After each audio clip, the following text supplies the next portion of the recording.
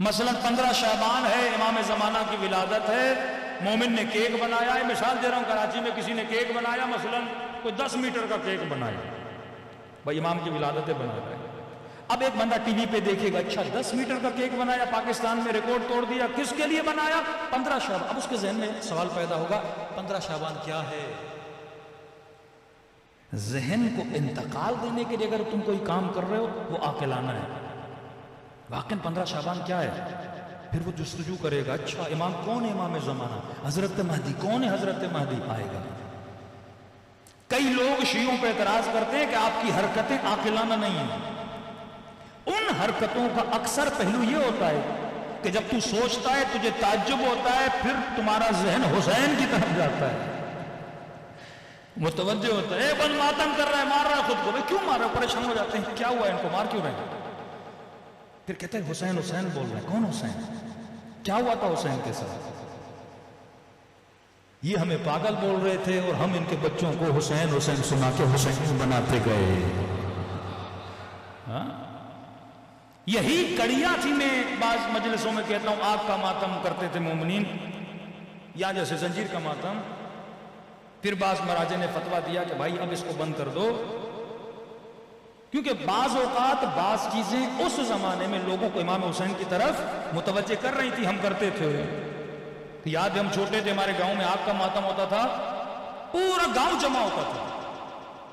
اب اس عمل کو دیکھا جائے، ایک عمل غیر عاقلانہ عمل ہے کہ انگارے جلائے ہوئے ہیں، لوگ دوڑ رہے ہیں، کوئی نماز پڑھ رہا ہے، کوئی مسجد میں جا کے نماز پڑھو، آگ کو کیوں پڑھ رہے ہو؟ یہ سمجھ نہیں آتی کیسا عمل ہے۔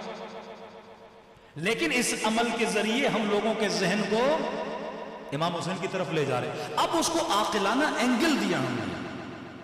لوگ ان چیزوں کو، پہلے بزرگ اگر یہ کام کرواتے تھے، سوچتے تھے، پلاننگ بناتے تھے، ایسے بولیں گے امام حسین کی مجلس سے کون آتا؟ پہلے سے مفتی نے بول دیا حرام ہے، نہیں جانا، شیعہ جو بھی بولے نہیں کرنا۔ لیکن ہم نے ایک ایسا اینگل اپنایا، آگ پر نماز پڑھی جائے گی، اب پورا گاؤں پریشان ہو جاتا تھا، بھئی آگ میں جائیں گے یہ لوگ، یہ کیسی مخلوق آ گئی؟ نہیں، سارا گاؤں جمع ہو جاتا تھا، جمع ہو کے دیکھ رہے ہیں لوگ آگ پہ دوڑ رہے ہیں۔ پھر پوچھتے تھے آگ کیوں جلائیے؟ پھر ہم بولتے تھے کربلا میں حسین کے خیموں کو جلایا گیا۔ ذہن کو انتقال دیا۔ زنجیر کا ماتم، اس کی بھی یہی ایک کڑی تھی، ویسے کوئی آتا نہیں تھا۔ اب انہوں نے کہا کہ بھئی کچھ لوگ ہیں جو چھریاں اٹھا کے خود کو مار رہے ہیں، ایک یونیک چیز ہے نا، کون مارتا ہے خود کو چھری؟ کون اپنا خون نکالتا ہے؟ اور اکثر عاشورہ کے جلوس میں انٹیریئر سندھ آپ جائیں گے، ویسے مجلس میں جاؤ گے 2000 2500 لوگ۔ شام غریبہ کی جو مجلس ہوتی ہے جس میں زنجیر زنی ہوتی ہے، کم از کم 50,000 40,000 لوگ آتے، پورا شہر سمجھتا ہے کہ پتہ نہیں گویا سارے شیعہ کھڑے ہیں۔ شیعہ ہوتے نہیں ہیں، شیعہ کم ہوتے ہیں، تماشائی زیادہ ہوتے ہیں۔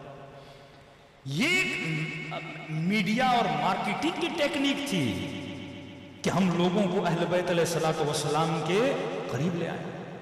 خود امام رضا جب محرم کا چاند نظر آتا تھا بازار میں آتے تھے، امامہ اتارتے تھے، خاک سر پہ ڈالتے تھے، گریبان کو چاک کرتے تھے، سارے لوگ پریشان ہو جاتے تھے، مولا بیٹا مر گیا، کیا ہوا گھر پہ؟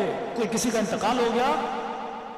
توجہ جلب کرتے تھے، پھر کہتے تھے کربلا میں میرے جد کو مارا گیا۔ کہتے تھے فرزند رسول ایسے رو رہے ہو جیسے آج کوئی مرا، سالوں گزر گئے، ایسے کیوں رو رہے ہو؟ کہ جان بوجھ کے،